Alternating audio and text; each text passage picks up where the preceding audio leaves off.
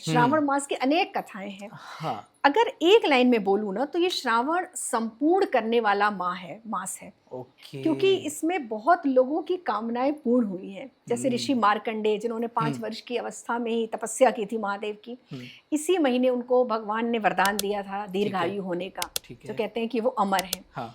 माँ पार्वती की तपस्या पूर्ण हुई थी महादेव को पाने के लिए, और श्रावण में ही भगवान ने उनको दर्शन दिया और अपनी अर्धांगिनी होने का वरदान दिया था। ओके। और श्रावण में कई लोगों की तपस्या, भाई देव और दानव का भी तो यही था ना कि अमृत पान करना था, तो देवों की कामना भी पूर्ण हुई। तो इसीलिए मैं सावन को पूर्णता का समय मानती हूँ। अगर आपको पूर्ण बनना है, संपूर्ण बनना है, तो महादेव की आराधना अगर आप इस महीने करते हैं तो महादेव इतने जल्दी प्रसन्न होते हैं, क्योंकि वो बहुत प्रसन्न मुद्रा में रहते हैं। और इसीलिए भगवान शिव का ये सबसे प्रिय महीना भी माना जाता है। सबसे प्रिय महीना है, बिल्कुल प्रिय है, क्योंकि शादी के बाद सबसे पहले वो सावन में ही अपने ससुराल आए थे। और वहाँ उनका स्वागत किया गया था, और ससुराल में तो हर व्यक्ति, हर जमाई बहुत प्रसन्न मुद्रा में रहता है। अच्छा, तो मतलब लोग दही भी चढ़ाते हैं? दही भी चढ़ाते हैं। जितनी ठंडी वस्तुएं हैं ना महादेव पर, गर्म वस्तु नहीं चढ़ती, क्योंकि ताप को शांत किया गया है। तो जल से ज्यादा शीतल तो कुछ है ही नहीं ना। जल तो जीवन है, जल जीवनी शक्ति है। और ताप, जब गर्मी लगती है तो हम जल से ही नहाते हैं ना। जल ही संपूर्ण है, और वातावरण में देखो 70% जल ही है, तो जल ही है। और दही की बात करें, लोग बर्फ भी चढ़ाते हैं सावन में, देखा होगा तुमने कि भगवान को शीतल बर्फ के कुछ चढ़ाए जाते हैं, दूध भी चढ़ाया जाता है, बेलपत्र भी चढ़ाई जाती है। बेलपत्र भी चढ़ाया जाता है। क्यों चढ़ाई जाती है? क्योंकि उसकी भी जो वो है ना, वो शांति वाली है, ठंडक वाली है। ओके। हाँ, बेलपत्र की भी तासीर हम ठंडी मानते हैं। तो इसीलिए बेलपत्र के प्रकट होने की बड़ी लंबी कथा है। तो बेलपत्र भगवान शिव को बहुत ज्यादा पसंद है। उसको बताएं मैम प्लीज एक बार, बेलपत्र क्यों चढ़ाई जाती है भगवान शिव को?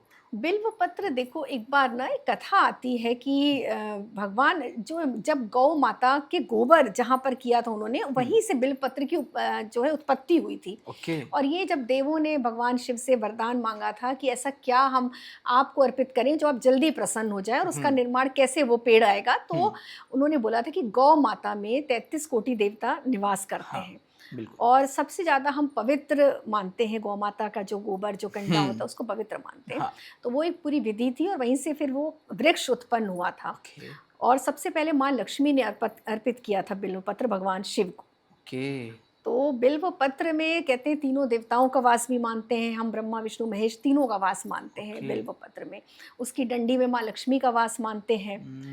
तो इसीलिए उसको अति पवित्र हम मानते हैं कि बेल पत्र, जब उससे भी ताप शांत, उष्मा शांत होती है। अच्छा मैम, अब भी जैसे हम लोग हैं, मतलब सामान्य लोग हैं जिनको पता है कि बेलपत्र चढ़ाते हैं, लेकिन बेलपत्र चढ़ाते कैसे हैं? हाँ, ये नहीं पता है। ये बहुत लोग बड़ा गलती कर देते हैं। मतलब बहुत सारे लोग उधर से चढ़ा देते हैं जिधर से खुरदरा होता है। तो कैसे चढ़ाना चाहिए? अनजाने में चढ़ाते हैं। कभी जो चिकनी सतह होती है, देखो बेलपत्र पहले तो ये देखिए कि अखंडित हो, जो 3 पत्ते हैं वो खंडित नहीं होने चाहिए, टूटे फूटे फटे नहीं होने चाहिए। भले आप एक ही बेलपत्र चढ़ाओ, लेकिन बिल्कुल साबुत अवस्था में, ठीक है। कटे हुए बेलपत्र का पुण्य नहीं मिलता।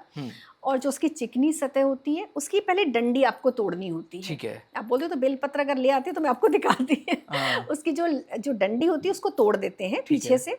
फिर उसकी चिकनी सतह पे अगर आप चंदन लगा सकते हैं या राम लिख सकते हैं चंदन से, फिर उसको ऐसे उल्टा करके इस तरह से चढ़ाते हैं। ओके, जिधर से चिकनी सतह होती है। और 3 पत्रों में जो सामने वाला पत्र है ना, वो उत्तर की तरफ होना चाहिए, मतलब इस तरीके से होना चाहिए। ओके। अच्छा मैम, अक्सर मैं ये भी जानना चाहता हूँ, हम मंदिरों में जाते हैं, शिवलिंग की पूजा करते हैं, ठीक है, तो किस दिशा में बैठ करके भगवान शिव की या शिवलिंग की पूजा करनी चाहिए हमें?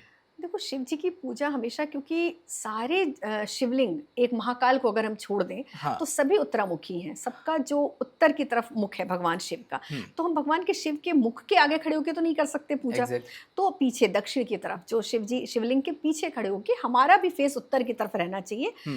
तब हमें अब जल में भी लोग क्या करते हैं, ऐसे पकड़ के चढ़ाते हैं, अंगूठे का स्पर्श नहीं होना चाहिए। हमेशा ऐसे जलधारा होनी चाहिए। ये मुद्रा होती है ना, इस तरह से ऐसे जलधारा। अगर हम किसी लोटे से भी चढ़ाते हैं, लोटे से भी आपको ऐसे अंगूठा नहीं लगाना चाहिए, और एक धारा होनी चाहिए। आपने देखा होगा फटाफट उलट के जल और भाग के आ जाते हैं, ऐसे नहीं करना चाहिए। कोई मतलब रेसिंग नहीं करनी चाहिए।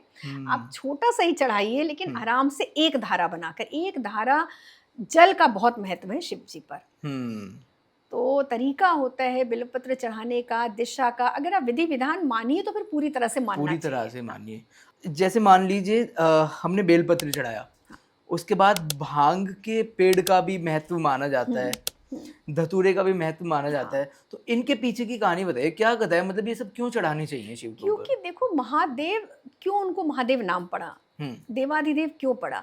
सारे देव हैं लेकिन महादेव सबसे अलग क्यों है? क्योंकि सृष्टि में जितनी भी ऐसी वस्तुएं जो किसी देवता ने स्वीकार नहीं की है, जो सबके लिए बिल्कुल अग्राह्य है, वो महादेव के लिए ग्राह्य होता है, स्वीकार्य होता है। महादेव ने सबको प्रमुखता दी है, सबको इम्पोर्टेंस दी है, हर चीज महत्वपूर्ण है। आप बताओ, अब धतूरा क्या है? जहरी है ना, पॉइजन, लेकिन वो भी महादेव पे चढ़ता है।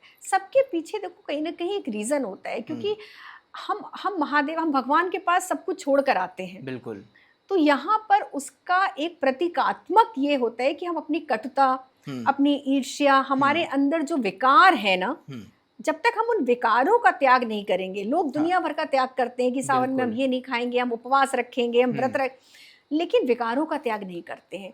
ये सारे प्रतीक हैं महादेव के ऊपर कि जब आप महादेव पे जाइए तो आपको ईर्ष्या हो गई, मोह हो गया, अहंकार हो गया, हर चीज जो उन पे चढ़ती है किसी न किसी का प्रतीक है। ओके। समर्पण का, अगर एक लाइन में बोलूं, समर्पण। इसी तरह की और शॉर्ट क्लिप देखने के लिए चैनल को अभी सब्सक्राइब करें।